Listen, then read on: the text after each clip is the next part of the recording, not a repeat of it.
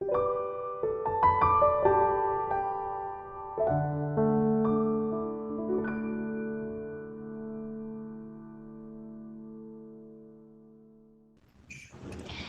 nós temos o prazer e o privilégio de ter a professora Cláudia Fernandes.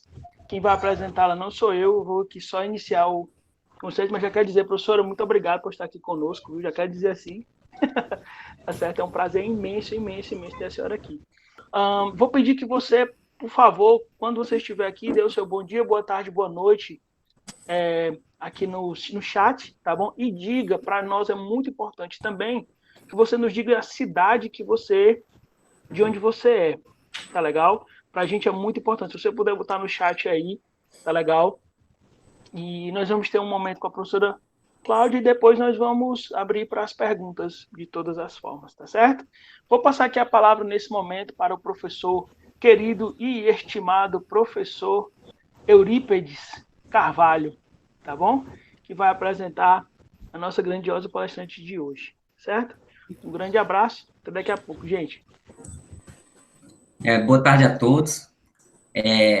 Gostaria de agradecer em especial à professora Cláudia Fernandes pela gentileza e cordialidade em aceitar o nosso convite e participar desse ciclo de palestras, que já é corriqueiro, é um costume da nossa instituição, do nosso grupo, e a professora Cláudia nos honrou em ser a primeira mulher a palestrar nesse evento, visto que nós sabemos a importância do público feminino na matemática e, em especial, na pesquisa.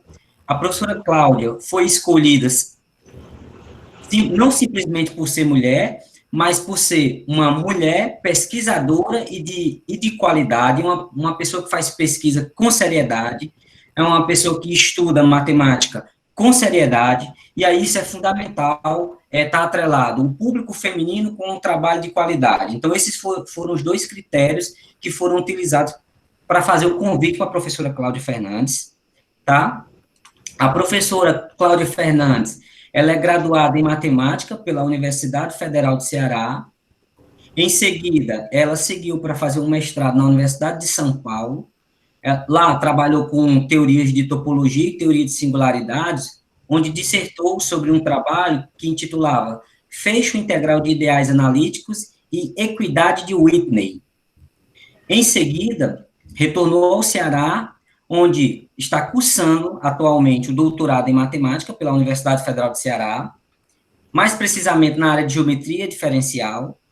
Suas pesquisas se destacam em análise geométrica, mais precisamente fluxos geométricos e hipersuperfícies de curvatura média constante. Professora Cláudia, novamente é um prazer e uma honra para todos nós. Nos sentimos muito honrados com o seu aceite, tá? E a palavra é sua. Obrigado. Muito obrigada, Eurípides. Muito obrigada ao professor Carlos Henrique também. Eu que agradeço, fico imensamente honrada com o convite para falar no seminário. Agradeço a todos pela presença. Realmente estou muito feliz e digo que é uma grande responsabilidade falar aqui para vocês hoje. Como eu já falei, né? Mais uma vez, muito obrigada. O prazer é todo meu e realmente eu me sinto honrada. E quanto à apresentação, o professor Eurípides exagerou um pouquinho, todo mundo sabe. Eu posso começar? Sim, a palavra é sua, professora, pode ficar à vontade. Sim, professor, pode ficar à vontade. Ok, deixa eu tentar aqui compartilhar a tela. Eu escolhi falar sobre hipersuperfícies de curvatura média constante.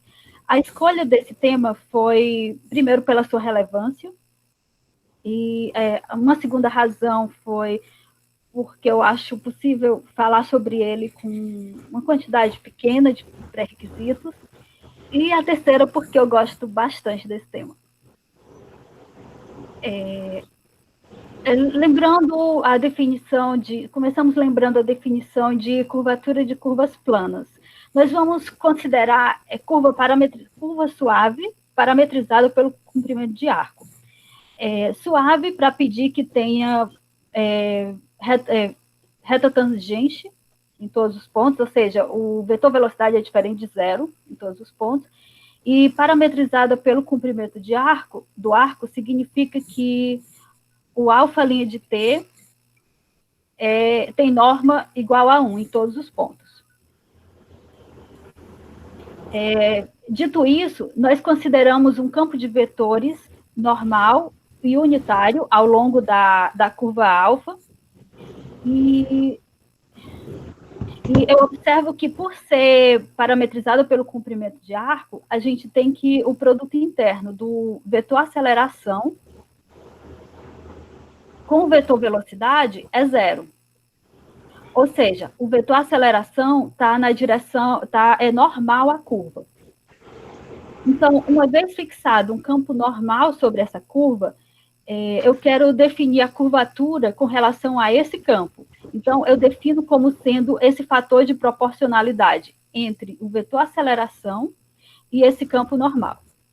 Existem outras formas de se definir a curvatura de uma curva plana. Essa definição no livro de Geometria Diferencial do Manfredo, ele se refere a ela como curvatura com sinal. Mas essa definição ela é mais apropriada para os nossos objetivos. É por isso que eu a escolhi. Como que fica no caso da reta? Uma parametrização de uma reta pelo comprimento de arco é assim, alfa de t igual a t mais b.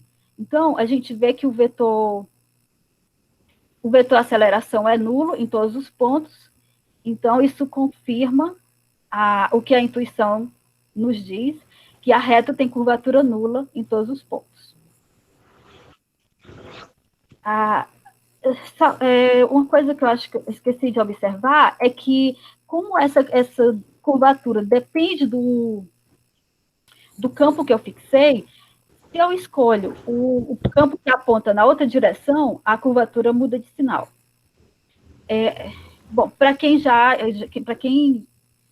estuda geometria ou fez um curso de geometria, vai lembrar que a curvatura média ela depende da escolha do normal. Então, essa definição de curvatura, ela é como se fosse a curvatura média para o caso de curvas. No círculo de raio R, uma parametrização pelo comprimento de arco seria R vezes cosseno de S sobre R, R vezes seno de S sobre R. Então, nós escolhemos o campo normal apontando para dentro. Normal unitário apontando para dentro. O vetor aceleração vai ser menos 1 sobre R, cosseno de S sobre R, seno de S sobre R. Aí, esse normal apontando para dentro é o menos cosseno de S sobre R, seno de S sobre R. Então, pela nossa definição, a curvatura do círculo de raio R é constante em todos os pontos, igual a 1 sobre R. E, claramente, se nós escolhêssemos o campo normal apontando para fora, o que nós obteríamos era que a curvatura do círculo seria negativa. Quanto à superfície, nós vamos usar essa definição de curvas planas para definir alguns tipos de curvatura na superfície, então chegarmos na definição de curvatura média. Todas as nossas superfícies aqui serão suaves e orientáveis.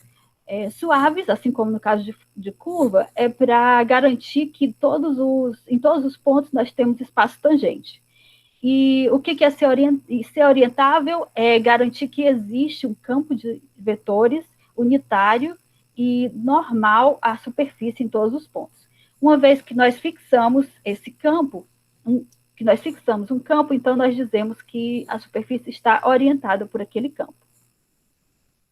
Aqui na figura, vamos ver como se calcula a curvatura num ponto P.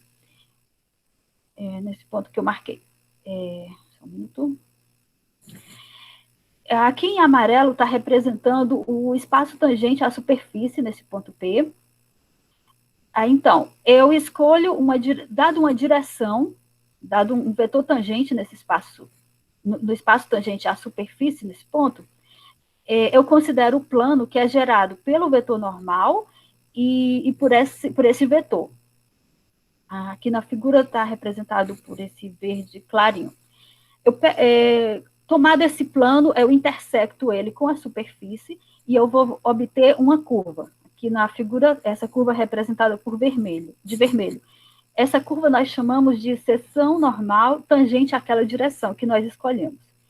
Calculo a curvatura dessa curva com relação a esse normal, que é o normal da superfície. Enquanto eu vario as direções no espaço tangente, eu vou ter uma coleção de seções normais. Então, eu vou ter várias curvaturas normais. Então, eu considero duas direções que nós chamamos de direções privilegiadas, que são aquelas cuja curvatura é o mínimo de todas as curvaturas, e a outra seria aqui o máximo de todas as curvaturas das seções normais. Essas direções nós chamamos de direções principais, e essas curvaturas nós chamamos de curvaturas principais.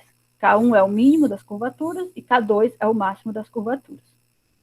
Então, nós usamos essas curvaturas principais para definir a curvatura média, como a média aritmética dessas duas curvaturas. Aqui nós temos o caso do plano, esse pintado de cinza é a nossa superfície. Fixamos um campo normal ao plano. Qualquer que seja a direção tangente, quando eu pego o plano gerado por essa direção tangente e o normal, a interseção desse plano com a nossa superfície é uma reta. A reta nós já vimos que tem curvatura zero. Então, as curvaturas principais do plano são iguais a zero, logo, a curvatura média do plano é zero, e nós temos o primeiro exemplo de superfície de curvatura média constante. Se nós tomamos uma esfera de raio R, vamos orientar essa esfera com um campo de vetores normal, apontando para dentro. Então, dado uma direção tangente à esfera nesse ponto, nós consideramos de novo o plano gerado por esses dois vetores, e a interseção desse plano com a esfera vai ser um círculo, estou estragando o desenho, um círculo de raio R. E nós já vimos que um círculo de raio R orientado com o vetor normal apontando para dentro tem curvatura igual a 1 sobre R. E isso acontece qualquer que seja a direção V que nós tomemos. Então, nós concluímos que as curvaturas principais da esfera são iguais em todos os pontos e são iguais a 1 sobre R. Então, a curvatura média da esfera é 1 sobre R. Outro exemplo de superfície de curvatura média constante. Mais um exemplo, o cilindro circular de raio R. Nós vamos orientá-lo com o vetor normal apontando para dentro também.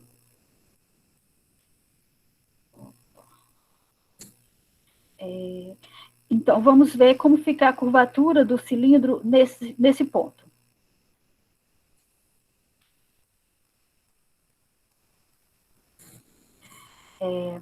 Se nós tomamos um vetor tangente como esse, o plano gerado por esse vetor e o normal, ele vai ser um plano que contém o eixo de rotação do cilindro. A interseção desse plano com o cilindro vai ser uma reta. Então, nós já sabemos que a curvatura, nesse caso, é zero. Agora, nós pegamos um vetor tangente, tal que o plano gerado por ele e o normal é ortogonal ao eixo de rotação do cilindro.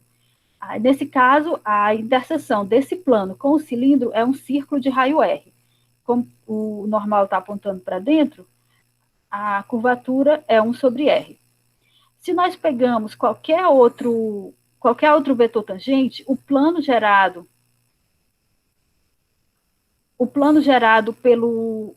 pelo vetor tangente e o normal, vai intersectar o cilindro numa elipse. E a curvatura dessa elipse, nesse ponto, vai ser menor do que 1 sobre R, porque ela vai ser menos curvada aqui, vai ser, acho que eu não consigo desenhar, é uma família de elipses, o que sobra é uma família de elipses, e nesse ponto, a curvatura dessa elipse vai ser menor que 1 sobre R. Isso que vai ser um dos eixos, dos vértices do eixo menor da elipse. Então, e é maior do que zero, essa curvatura. Então, o máximo das curvaturas principais vai ser 1 sobre R e o mínimo vai ser zero. Logo, a curvatura média vai ser 1 sobre 2R. O conceito quando surgiu o conceito de curvatura média, essa é uma informação um pouco controversa, pelo que eu vi. A dúvida se foi no século XVIII ou XIX. Muitas fontes registram que a primeira vez que esse conceito foi apresentado formalmente foi num trabalho da Sophie Germain sobre teoria elástica. Esse foi um dos trabalhos mais importantes da sua carreira. Ela, inclusive, submeteu esse trabalho diversas vezes a prêmios e diversas vezes o trabalho não foi cogitado para ser julgado, apesar de ela ser uma matemática referendada pelo próprio Gauss. O trabalho não era aceito para julgamento porque ela era uma mulher e todo mundo sabe como que era. Não era comum mulher fazer matemática. Mas em 1811 ela acabou por receber um prêmio da Academia de Ciências de Paris por conta desse trabalho. E como eu disse, muitas fontes falam que foi a primeira vez que o conceito apareceu formalmente na literatura. Mas também há fontes que dizem que o matemático Jean-Baptiste Monnier usou o conceito de curvatura média num trabalho sobre superfícies mínimas em 1776, que seria no século XVIII. E o trabalho da Sophie Germain foi já no século XIX. Bom, mas isso é só a título de curiosidade, porque nem de longe isso é o ponto mais importante da nossa conversa. Bem mais interessante a motivação física, uma motivação física para se estudar superfícies com curvatura média constante. Existem várias, e eu destaquei essa, que é a presença da curvatura média na equação de Laplace-Young. Como que acontece? Você tem dois fluidos.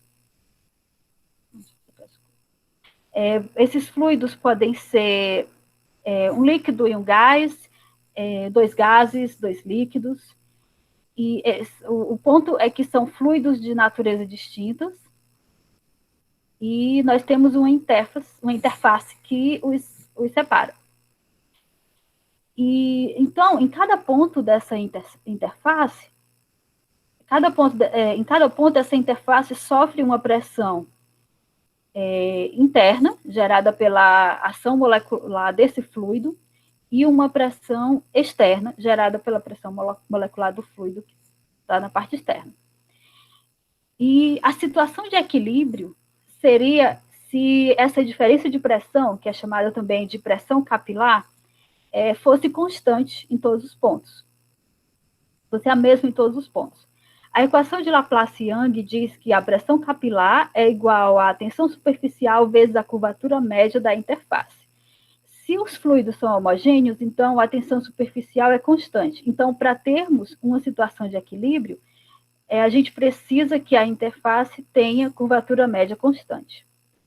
E isso é importante, por exemplo, nos estudos feitos pelos pesquisadores em ciências da saúde. Por exemplo,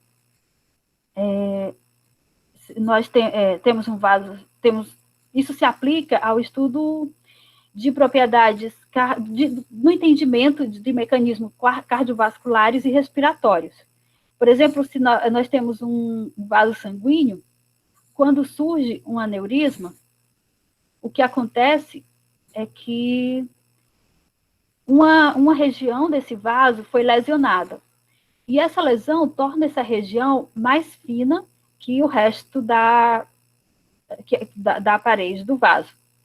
Então, como a diferença de pressão passa a ser maior aqui, é gerada uma protuberância nessa região que está mais fina. Então, a equação de Laplace-Young ajuda a entender o quanto é suportável essa lesão, o quão próximo está de haver um rompimento aqui do vaso e tal. Existem outras aplicações também na medicina, mas eu claramente não entendo, não domino, então eu achei melhor nem citar. Por exemplo, eu sei que tem a ver com os alvéolos pulmonares, que o conhecimento dessa diferença de pressão ajuda a evitar que ajuda o médico a tentar evitar o colapso do pulmão, porque os alvéolos pulmonares é onde ocorrem as trocas gasosas. Então, é isso, mas o ponto é que para ter uma situação de equilíbrio, é necessário que a interface tenha curvatura média constante.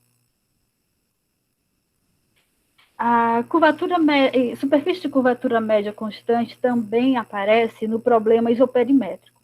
O problema isoperimétrico consiste em determinar a superfície, dentre todas as superfícies que limitam um certo volume, qual aquela que tem a menor área. Podemos não saber quem é a solução, mas sabemos que a solução vai possuir curvatura média constante. Por quê? Se você tomar variações que preservem o volume, se você toma variações que preservam o volume, você tem que a derivada do funcional área no t igual a 0. Eu acho que é isso, o campo variacional.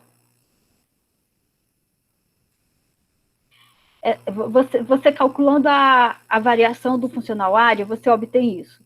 E a derivada do t igual a 0 dá 0. Não, dá 0 se somente se a curvatura média é constante. Então, o que nós concluímos daí? Que, bom, uma solução para esse problema vai ser um ponto crítico. Se ela vai ser um ponto crítico, em particular, vai satisfazer isso para esse tipo de variação. Então, ela tem que ser CMC. No caso de n igual a 1, a gente... Bom, esse problema é bem antigo. O problema dentre todas as curvas fechadas que delimitam a área fixa, qual a que tem menor comprimento? É conhecido desde os tempos áureos dos gregos que a solução é um círculo. E só confirmando o que eu acabei de falar, o círculo nós já vimos que é CMC. Eu queria interromper, não, professor, mas esse aí é fantástico, viu? Esse problema isoperimétrico é fantástico, fantástico, fantástico, fantástico. De verdade. Pois é, CMC, uma solução do problema isoperimétrico certamente vai ser CMC. Mas nós já vimos como exemplo de superfície CMC o plano, a esfera, o cilindro, e aqui nós temos mais dois, que é o catenoide, que tem curvatura média constante igual a 0, e o onduloide. O onduloide, ele é gerado assim, você tem uma elipse, escolhe um dos focos dessa elipse e bota essa elipse para girar sobre essa reta. E observa qual a curva que esse ponto vai descrever. A curva que ele vai descrever é algo assim. Então, quando você gira em torno dessa reta, nós vamos obter Isso. Ou, de uma forma mais apresentável, essa figura. Se essa elipse tem raio, se o eixo maior dessa elipse é 2A, então, e nós orientamos o onduloide com o normal apontando para dentro, então a gente mostra que ele tem curvatura média constante, igual a 1 sobre 2A. Então, mais um exemplo, esse aqui faz parte das superfícies de Delaunay, são bastante conhecidas. Quanto a resultados de rigidez, resultados que caracterizam as superfícies que têm curvatura média constante. O primeiro resultado, certamente eu vou fazer injustiça e vou deixar de citar alguns resultados e alguns matemáticos, mas o primeiro a se destacar é esse teorema de Hopf, que foi provado em 1951, que diz que a única superfície fechada simplesmente conexa em R3 com curvatura média constante é a esfera. Já era um teorema bom, mas eu observo que ele fez uma restrição nesse conjunto, que foi, ele só considera superfícies que têm a mesma topologia da esfera. Por exemplo, dentre as superfícies que ele estudou, ele desconsidera o toro, o bitoro, qualquer superfície que tenha buraco.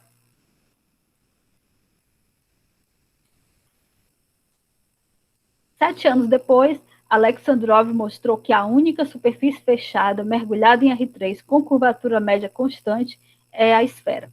O que tem de diferente aqui, ele considerou superfície de qualquer gênero. Ele não se restringiu à superfície de gênero zero.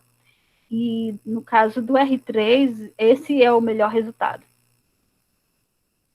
Já se conjecturou um grupo maior de superfícies, mas, assim, em termos de resultado de rigidez, esse foi o melhor.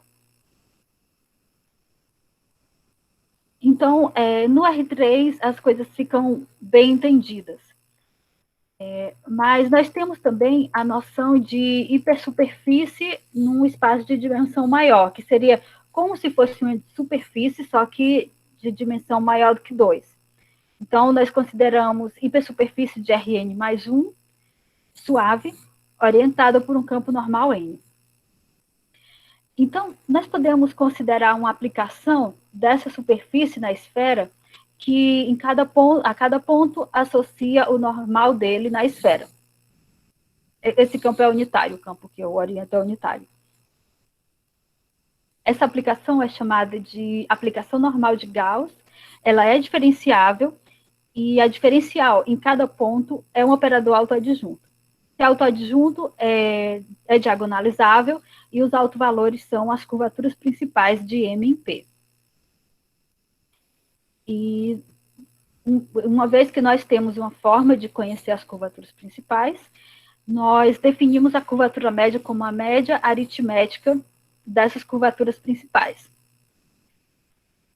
Sendo o N maior do que 2, a gente pode brincar um pouco com essas curvaturas e definir outros tipos de curvaturas médias, que são as chamadas curvatura média de ordem superior, ou R curvatura média, e elas são definidas assim. Nós pegamos o número binomial, de N a R, para R entre 1 e N, né? Vezes essa curvatura vai ser o polinômio simétrico de grau R, tomado nas curvaturas principais. O que é isso? Nada mais é do que você tem as curvaturas K1, K2, Kn, e você faz os produtos de R delas. Você pega R distintas e multiplica. Aí pega outras R distintas e multiplica. E soma todas as possibilidades que você consegue. É assim que você define essas curvaturas.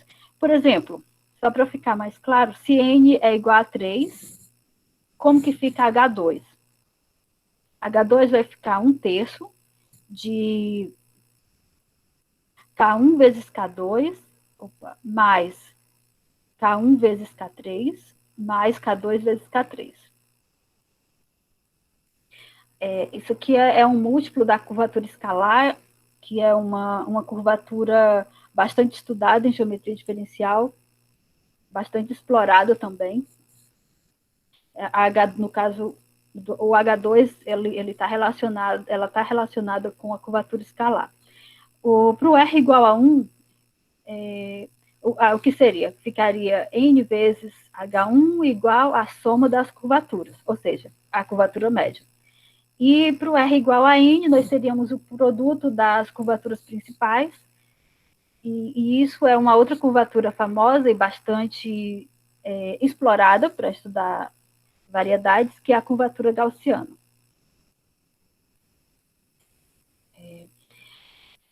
Eu vou repetir o teorema de Alexandrov, porque teve um fato que eu não mencionei quando eu falei dele alguns slides atrás, que é que a prova do Alexandrov, ela também, ela não tem problema com a dimensão.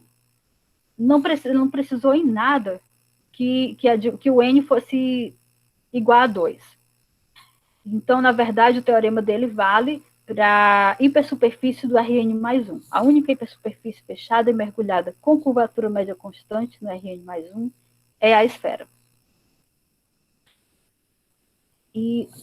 Ok, então, mesmo no Rn mais 1, está respondida essa questão. Dentre as fechadas e mergulhadas, CMC tem que ser, só existe a esfera.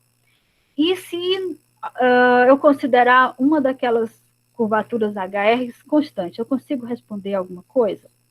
Em 1988, o Ross respondeu que se uma hipersuperfície é fechada, mergulhada em Rn mais 1 com curvatura escalar constante, ou seja, H2 constante,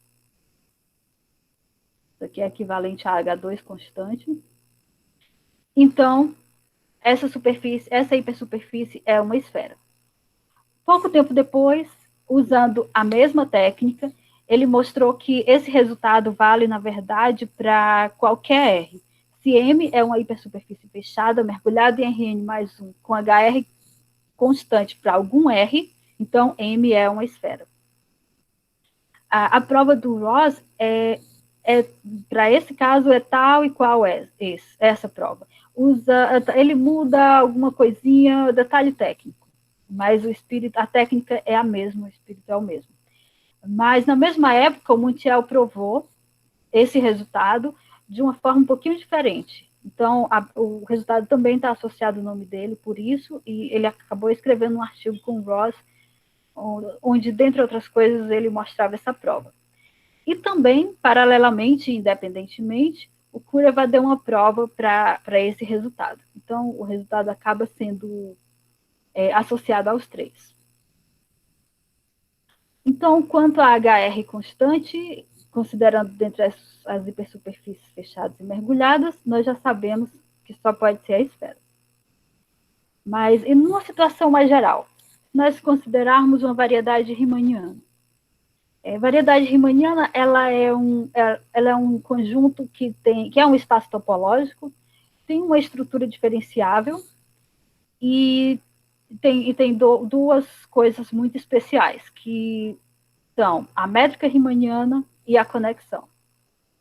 A métrica riemanniana, grosseiramente falando, funciona assim. Para cada ponto da variedade, quando você restringe a métrica ao espaço tangente, ela é um produto interno. A métrica funciona como um produto interno em cada espaço tangente. E aí isso permite calcular ângulos de vetores, comprimentos de curva, permite fazer geometria diferencial. E a conexão é uma forma de derivar na variedade. E as duas estão intimamente ligadas. Mas a gente não precisa falar sobre os detalhes disso. E tem uma coisa, é que uma variedade riemanniana, ela não precisa estar dentro de lugar nenhum, ela existe por ela mesma.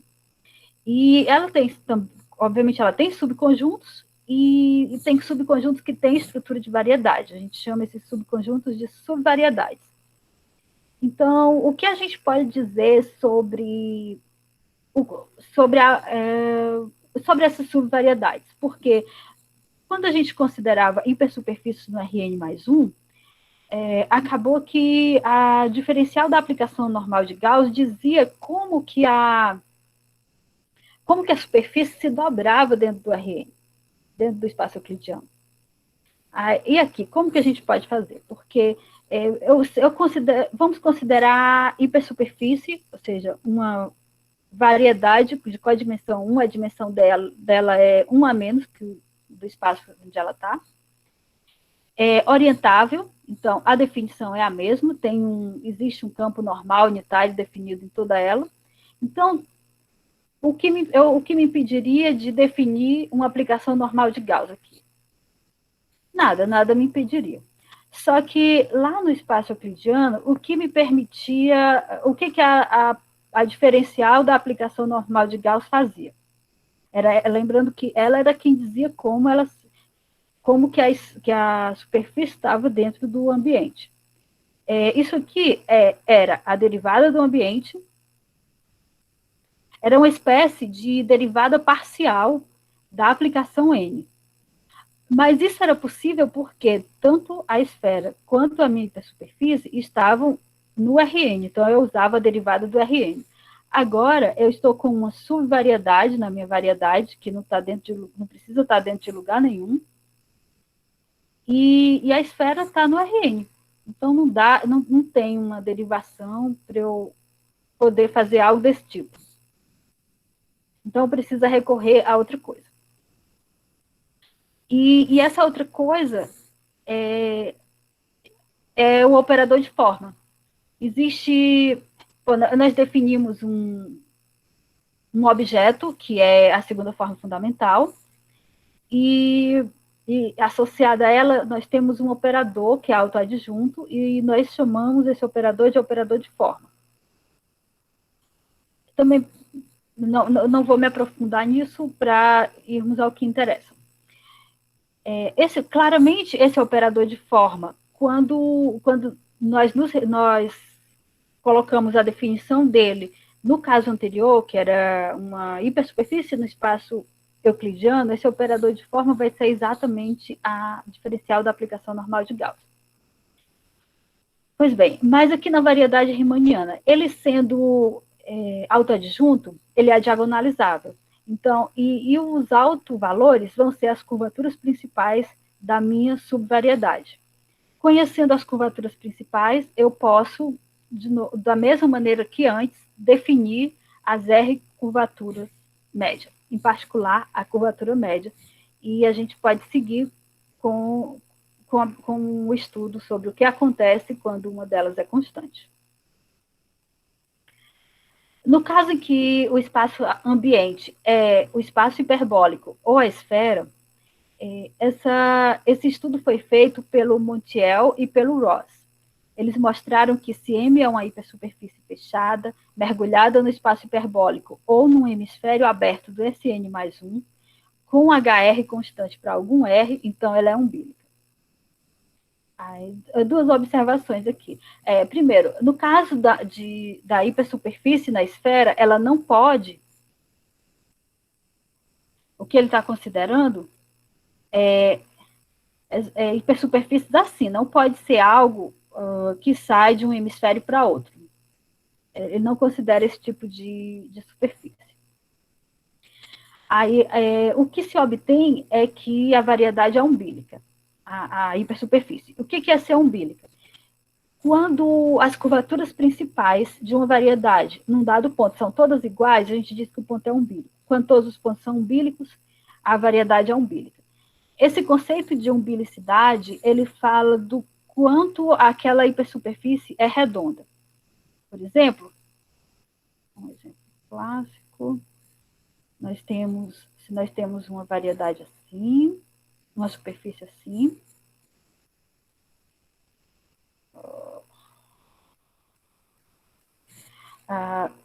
se nós orientamos assim, com esse normal para cima, nesses pontos aqui, nessa direção, a superfície se curva de um jeito. Já nessa direção, ela se curva de outro. Então, você vê, assim, isso é um fato que não acontece na esfera.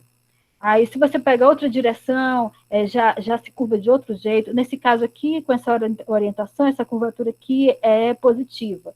Já nessa outra curva aqui pontilhada, a curvatura seria negativa. Ao passo que na esfera, você pega um ponto aqui, qualquer que seja a direção que você toma, ela vai se curvar do mesmo jeito. E a esfera é umbilical, né? Todas as curvaturas principais são iguais. Então, umbilicidade é um conceito que diz o quão redondo é quão redonda é uma determinada variedade. Então, nesse caso de um ambiente mais geral, o que se espera mostrar é algo desse tipo.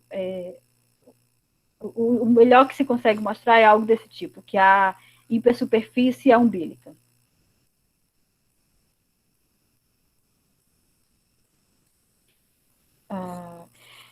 Um contexto um pouco mais geral do que... Bom, então nós vimos nos espaços-forma, né? O problema vimos no espaço euclidiano, no HN+1 e na esfera.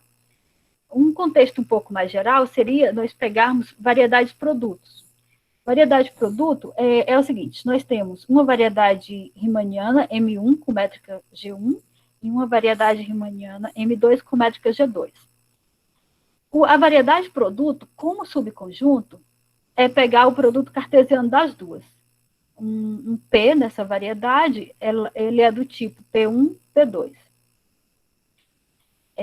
Um vetor tangente a M no ponto P vai ser do tipo V1, V2, onde V1 é tangente a M1 em P1 e V2 é tangente a M2 em P2. Aí, como que fica a métrica? A métrica nós definimos como G1 mais G2. E isso significa o seguinte, vamos pegar aqui dois vetores, o que seria G de UV? G de UV seria G1 de U1, V1,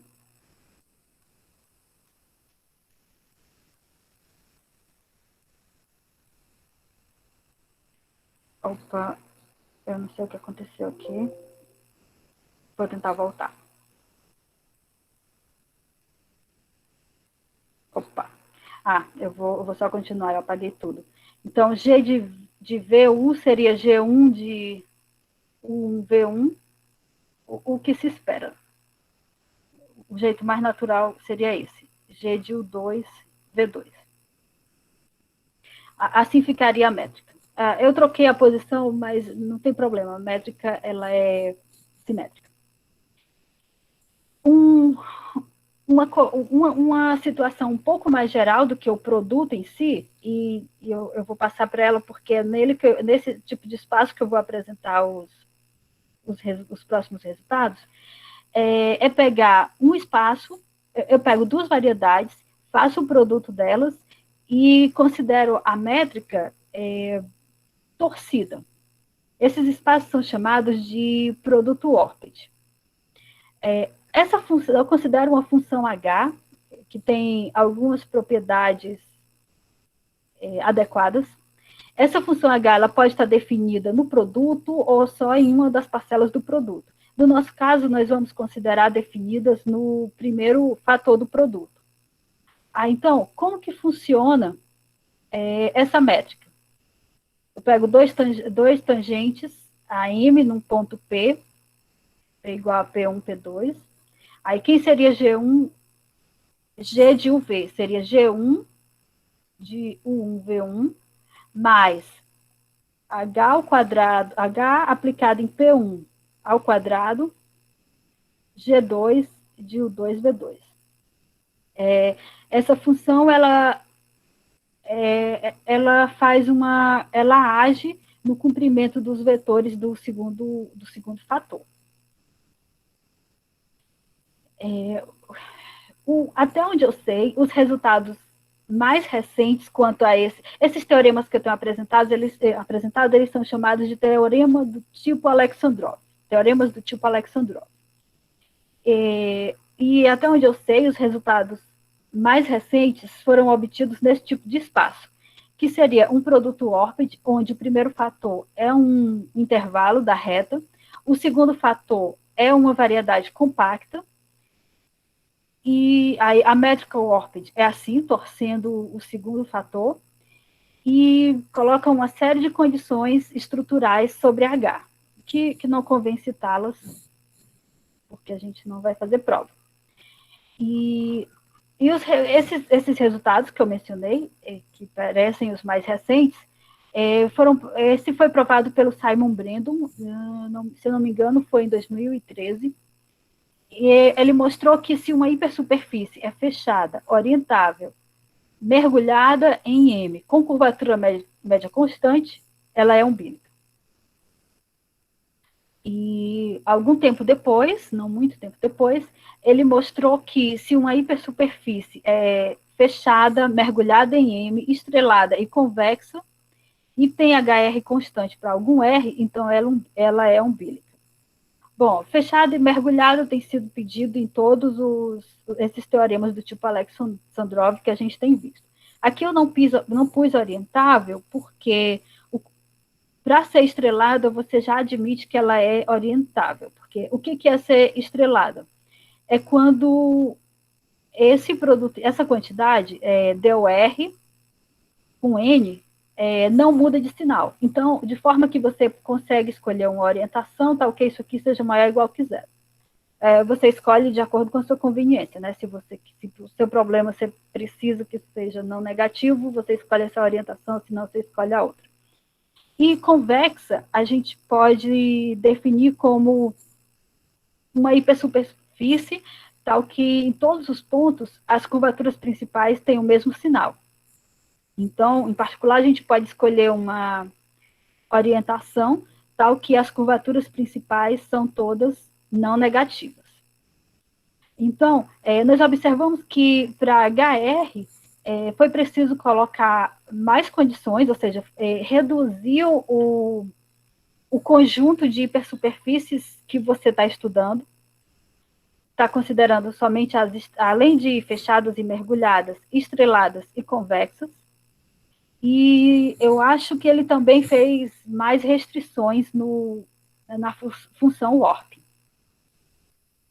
Para o caso R igual a 2, nós apresentamos uma prova para esse resultado, uma prova diferente, usando uma outra técnica. Nós fizemos um pouquinho de alteração nas condições, mas no final das contas o balanço fica quase o mesmo. Consideramos uma hipersuperfície compacta, mergulhada, estrelada e nu homóloga. Não pedimos convexidade. Nu homóloga é que ela é bordo de algum domínio. Se H2 é constante e a curvatura média satisfaz essa desigualdade, então essa é umbilical. Bom, existe um conceito de curvatura média ponderada. Se nós chamamos isso aqui de uma função lambda, essa condição aí quer dizer, é equivalente a dizer que a curvatura média ponderada, H lambda, é menor ou igual que zero. É isso que significa. E nós pedimos isso, que não era pedido lá, mas nós pedimos um pouco menos do espaço, então fica mais ou menos a mesma coisa. Na verdade, pelo fato de nós só considerarmos as nu homólogas, a gente está considerando menos variedades que o Simon Brandon, porque ele estuda o caso nu homólogo, a técnica dele permite que ele estude o caso nu homólogo e depois estude o caso... porque, assim, só um adendo. Uma variedade compacta nesse espaço ou vai ser o bordo de um domínio, que é o que a gente está chamando de nu homóloga, ou então vai ser algo assim. A variedade, junto com um pedaço desse nível... Opa!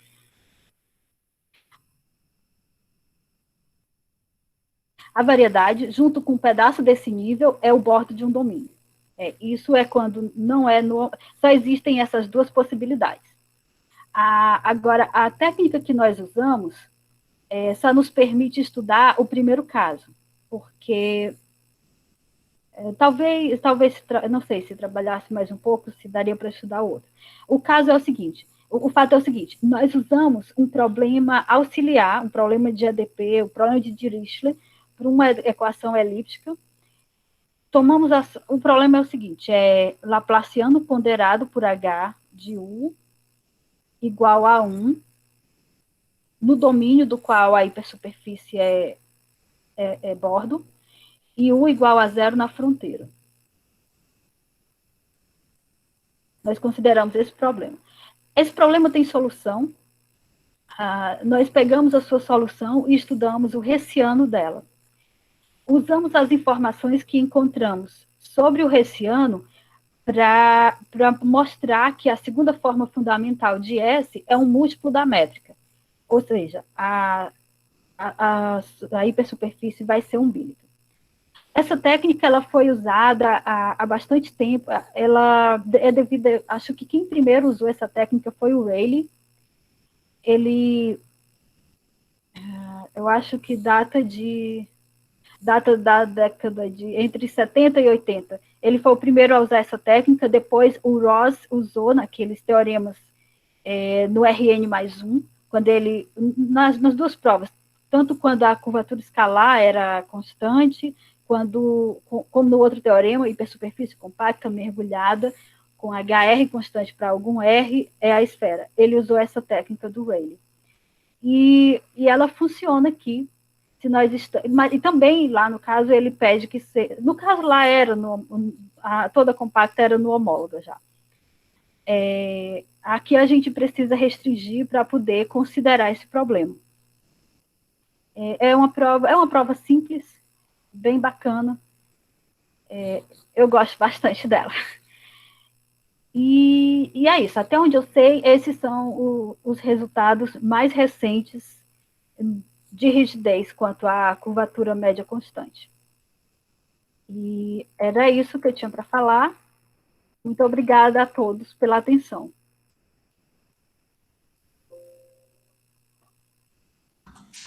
Nós que agradecemos, professora Cláudia. Sua apresentação foi muito bonita, muito elegante. Fiquei muito contente e aprendi bastante com sua apresentação, tá? Obrigada. A gente vai para as sessões de perguntas agora. Pessoal, vocês coloquem suas perguntas aí, tá? Eu vou passar a palavra para o professor Diego Ponciano e Genilson.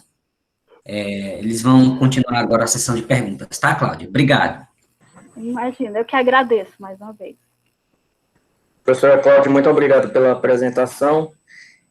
Na verdade, só tivemos pelo chat aqui 2 perguntas.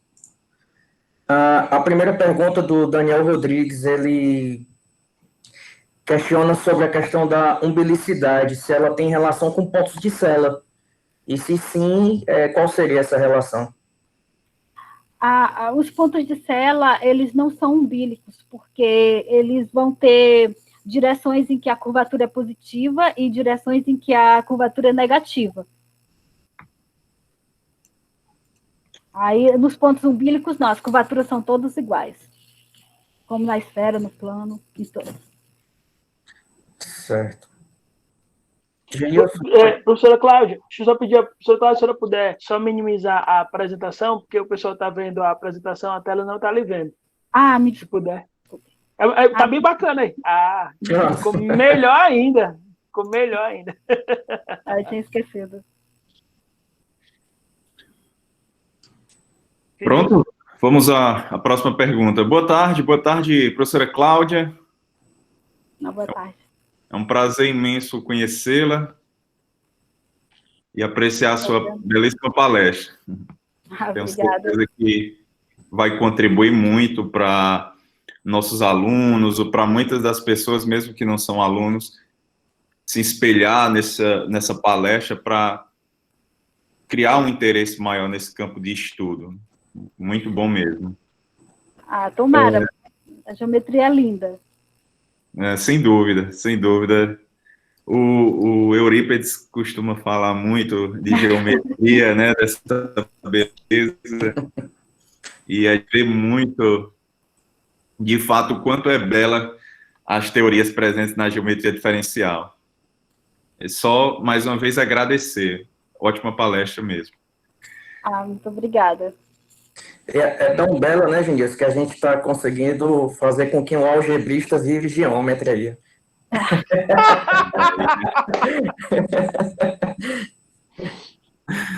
Muito bom mesmo. Então, só passando aqui para as perguntas, né? Tem uma pergunta do Eurípides. O que é o nu homóloga? É uma variedade, é nu homóloga quando ela é bordo de algum domínio. Quando ela é bordo de algum domínio. Eu estou vendo que o Diego perguntou se o horizonte de evento seria uma hipersuperfície nu homóloga. Os meninos vão já lhe perguntar, professor, não se preocupe, não. Tá tudo anotado. Tem mais. Eu já ia fazer essa pergunta, mas pode responder, professor. Tranquilo. O horizonte de eventos que vocês chamam seria o chão, seria o nível 0, Diego? Exatamente. Seria como fosse assim, você citou aqueles produtos Warped, né? Uhum. Então, você teria o S1, né? No caso SN, né? SN, cartesiano R, produto Warped. Aí, assim, se eu tomo uma hipersuperfície, no caso, essa é a ideia do homólogo e não homólogo, né? Que você disse que se baseou lá no artigo do Simon Brandel. Mas aí, realmente é uma pergunta de como pode tirar essa... É porque eu tenho um pensamento que eu queria confirmar com alguém que sabe também. Eu vi que você está estudando, abri a oportunidade para essa minha dúvida. Aí, assim, tá certo eu pensar, então, nesse caso, assim, o horizonte de evento seria o homólogo, a hipersuperfície... assim, olha, pelo que eu entendi lá no artigo do Simon Brandel, a gente tem duas possibilidades. A gente está com uma variedade compacta. Então, ou ela é o bordo de um domínio, ou então ela seria parte do bordo de um domínio. A outra parte do bordo estaria que eu acho que é o horizonte de eventos, que seria, no caso, o Warped é um intervalo aberto, 0R, então seria ali no chão, no nível 0. Então, assim, tá entendendo, tá certo. Como se fosse um cilindro... Mas eu não sei assim, se fosse só, se o seu subconjunto tivesse só ali no chão, se ele seria no homólogo, se você considera esse tipo de conjunto. Porque, na verdade, está aberto lá o intervalo. Então, eu acho que o chão... Nossa, é esquisito. É como se o chão fosse a fronteira assintótica, né? Não, é porque eu tinha entendido assim, Instituto no tempo aqui, mas eu te juro que essa é uma última... Eu tinha entendido assim, ó. Você imagina um copo d'água, né? Imagina o vidro do copo.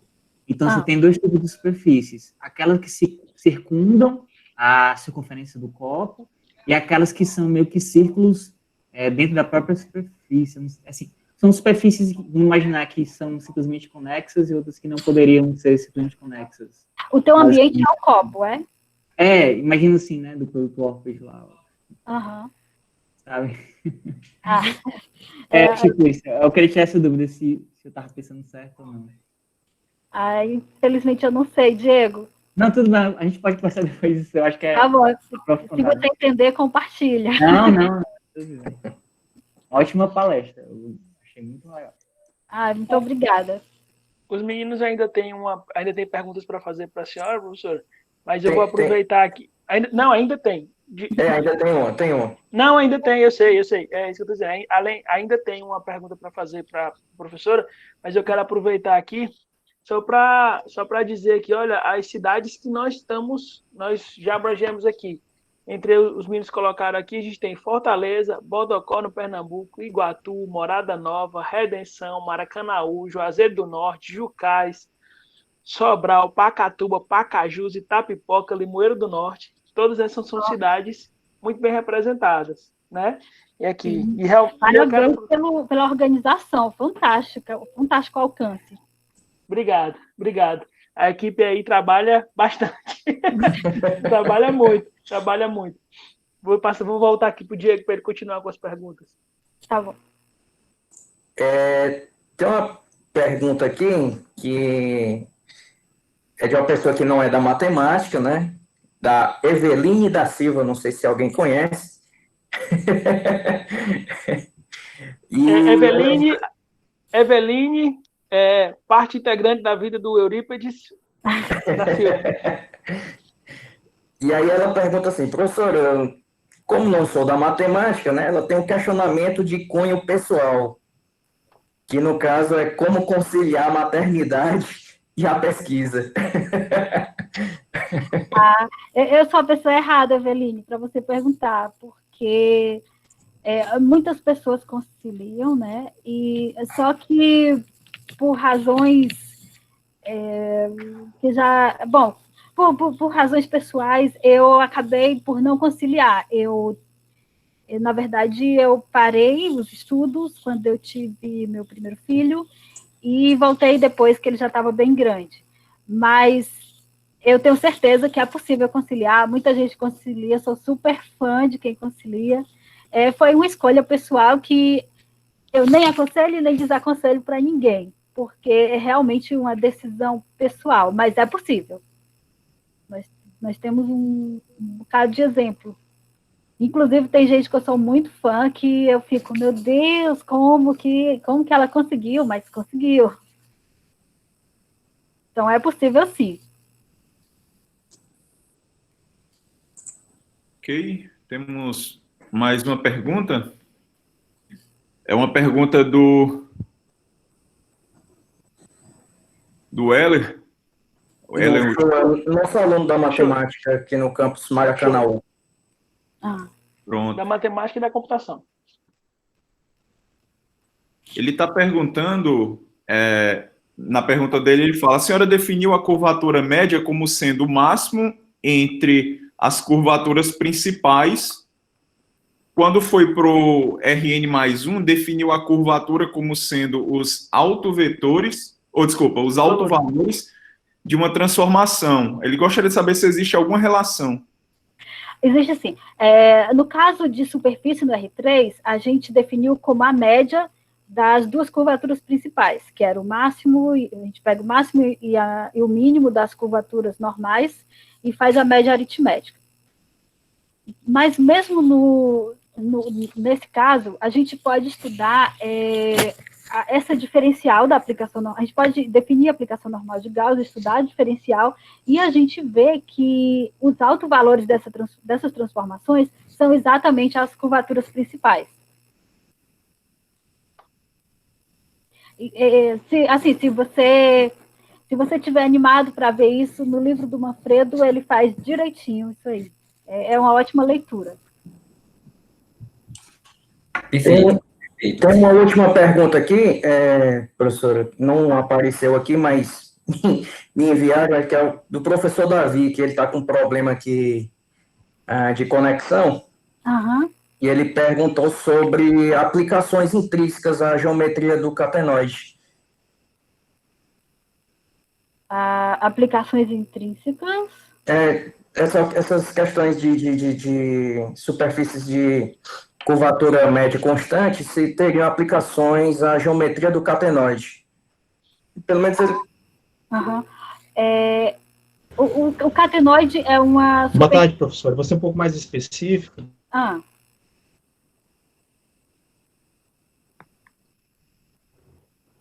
Nota-se que ele está com um pequeno problema de conexão. Vê se dá aí, Davi. Enquanto o Davi não consegue conectar aí, eu gostaria de conversar um pouquinho aqui. Professora Cláudia, de novo, já parabenizei pela excelente apresentação. Eu fiquei encantado com sua apresentação e também fiquei muito feliz em ver seu teorema e muito elegante o seu teorema. E quando você apresentou ele, eu fiquei pensando ele geometricamente, né? E aí, eu percebi uma coisa. Lá, quando você faz aquela estimativa, quando você volta para o contexto clássico, por exemplo, o Rn, você está dizendo, na verdade, que a curvatura média é nula lá. Implica isso, percebe? E aí você está me dizendo, essencialmente, lá, que os caras são pedaços de plano. É isso mesmo? Se você colocar lá, pode espelhar sua tela se quiser, tá? Tá, deixa eu voltar. Eu sou encantado por esses teoremas de umbilicidade, é uma das coisas que eu faço, inclusive, e eu achei lindo o seu teorema. Obrigada, Eurípides. Tá aqui a condição. Consegue a tela para a gente? Isso. De fato, diz que a curvatura média é nula, porque é zero, né? Isso. E aí você está dizendo que o H é nulo. Mas se o H é nulo, então você está dizendo, a grosso modo, que a sua superfície S, a sua hipersuperfície compacta, mergulhada, ela é um pedaço de plano. É verdade. Verdade. Você não tem... Não. Eurípides, muito obrigada pela observação. Algo tem que ser feito aqui, porque um pedaço de plano não vai ser... num pedaço de plano não vai ser fronteira de um domínio.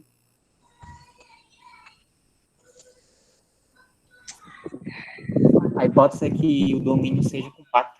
Tem que limitar. Tem uma coisa, só uma coisa, Eurípides, isso aqui não se aplica ao RN, porque esse espaço ORPED está pedindo que essa classe, o fator ORPED é compacto.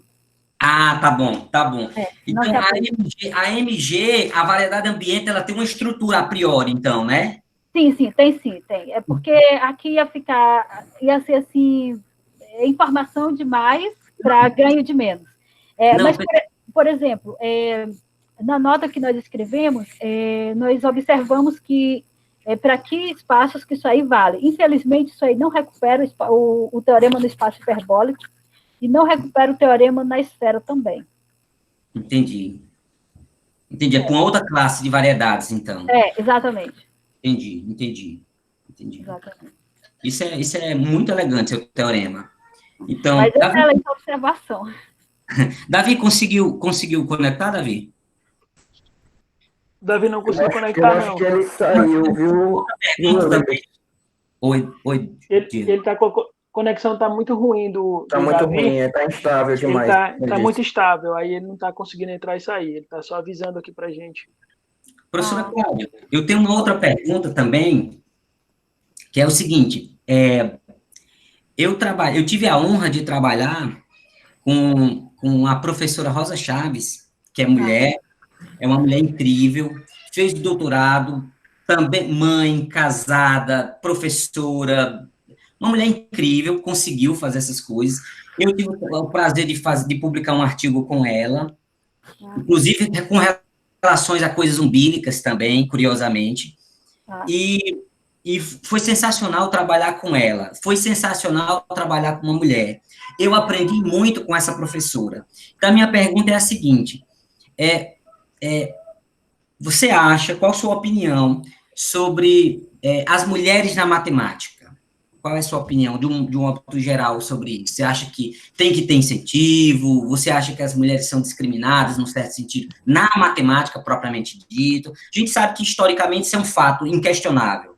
Mas e atualmente? O que você me diz? Eurípides, eu acho que... Eu vejo, assim, que existe, como falam, assim, o ambiente, de fato, não nos deixa muito confortáveis, mas eu não acredito que ninguém faça isso propositalmente. Isso é algo que está, assim, entranhado em nós. A gente vê mulheres mesmo, às vezes olham diferente, confiam menos no trabalho de outras mulheres. Eu acho que isso assim... Isso é vestígio da cultura em que nós estamos inseridos, não é culpa de ninguém. E eu acho bacana assim, esse assunto estar tão em pauta, e eu acho assim, que a melhor coisa que a gente pode fazer é tentar tratar as pessoas com igualdade, seja assim, em termos de colega, sendo colega de estudo, de trabalho, como sendo aluno. Acho que, na verdade, isso, na minha opinião, isso é até melhor do que incentivos, de certa forma. Claro que tem algumas situações, né, que, inclusive, eu não conheço por não viver essas situações, mas mulheres relatam da dificuldade para voltar a trabalhar depois da maternidade. Então, há mulheres que reivindicam que durante os primeiros anos tivesse carga horária reduzida, sei lá. Bom, essa realidade eu não conheço. Isso aí é diferente de... isso aí é criar condições adequadas, né? Eu não sei. É diferente, assim, de... Não sei que termo usar... Mas não gera uma discriminação, né? Porque, às vezes, você criar políticas exclusivas para mulheres, de certa forma, pode acabar piorando a situação. Entendi. Foi Claro ótimo. que há políticas e políticas, né? Por exemplo, me parece que no ano passado o CNPq abriu um edital para...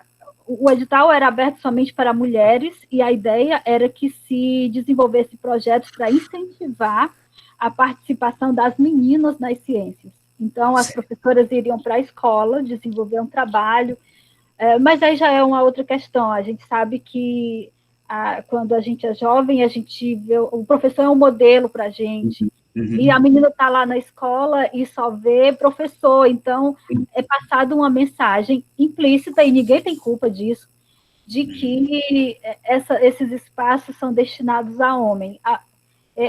Como eu gosto sempre de dizer, que eu não acredito que tem alguém agindo em prol disso. É só uma coisa que a gente precisa tomar até um pouco de atenção agora, e eu acredito que nos próximos anos vai estar tudo bem. Que legal, que bacana. Eu fiz essa pergunta referente à pesquisa, porque eu citei a professora Rosa Chaves. Recentemente, nós tivemos uma mulher que ganhou a medalha Fields em 2014, se eu não estiver equivocado, foi 18, eu não vou me recordar. A Mariah Zarcani. Foi 2018 ou foi 14? Acho que 14. 14, né? E também, agora nós tivemos uma professora... Acho que foi antes, ela ganhou junto com o Arthur. Foi, pronto. E aí, nós também tivemos recentemente uma professora do IMPA, que ganhou o prêmio Malca, né? Então, essencialmente, eu estou destacando isso, porque as mulheres na ciência brasileira, em especial, estão se destacando, em especial na matemática. Ou seja, eu estou apenas destacando que esse trabalho sério, honesto, intelectual, inteligentíssimo, essencialmente, nós temos grandes mulheres com destaque internacional, inclusive. Então, esse pensamento de que um grupo é superior ao outro em algum sentido é pura idiotice mesmo. Foi só esse meu levantamento, tá? Obrigado, professora, pela atenção. Imagina. Meus amigos, queria saber se tem mais alguém para fazer alguma pergunta que a gente faça, né? E antes de, se tiver ainda algum, antes da gente encerrar, eu queria dizer algumas coisas. Não sei se está todo mundo me ouvindo aí bem, se tiver, dá só um joinha assim, tá legal, né? Aproveitando, professora Cláudia, achei fantástico a palestra. Eu tinha certeza que eu ia ter certeza disso, né? Mas eu achei fantástica mesmo, né?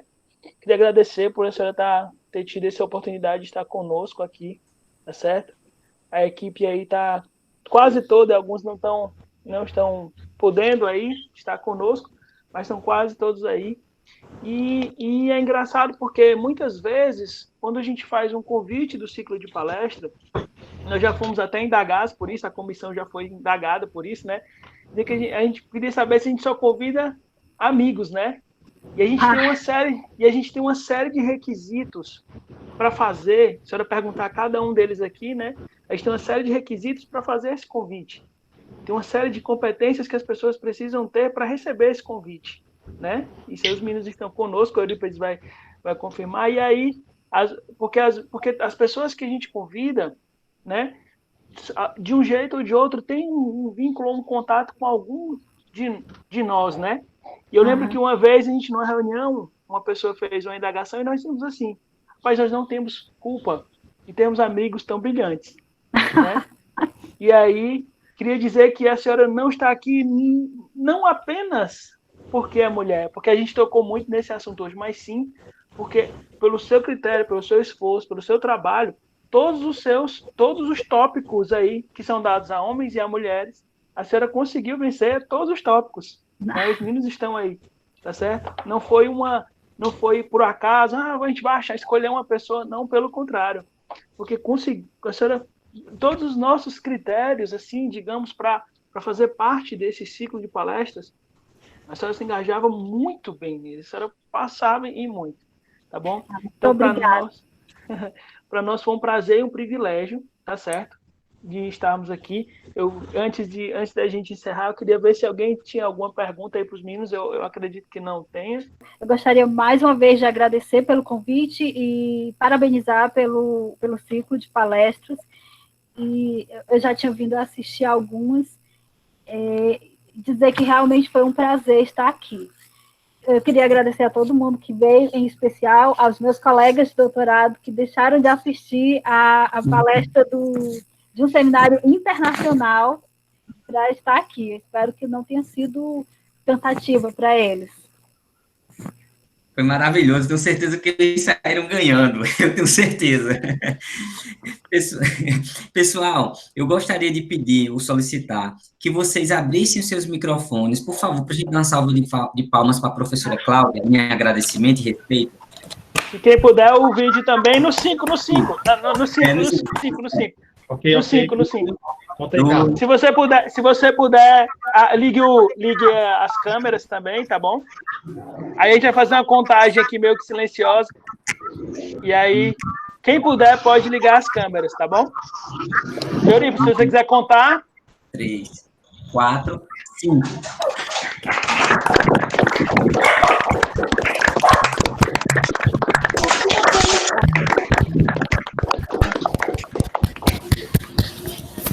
Muito obrigado a todos, pessoal. E em breve, na nossa próxima palestra, teremos o Ivo Terek, tá? O seu nome é e vai palestrar para a gente aí. Novamente agradecendo a todos, tá? E todas. A presença de vocês foi fundamental. E estamos aqui à disposição de todos, tá? Obrigado novamente à professora Cláudia pela gentileza. E foi maravilhoso sua apresentação novamente. Obrigado. Professor Ivo e o professor Alexandre. O Alexandre, verdade. Professor Ivo e o professor Alexandre. Muito obrigado, senhores. Um prazer inenarrável estar com vocês. Muito obrigado. Obrigado a todos também. Até a próxima, se Deus quiser. Até logo, tchau. Até mais, pessoal. Até mais. Até mais.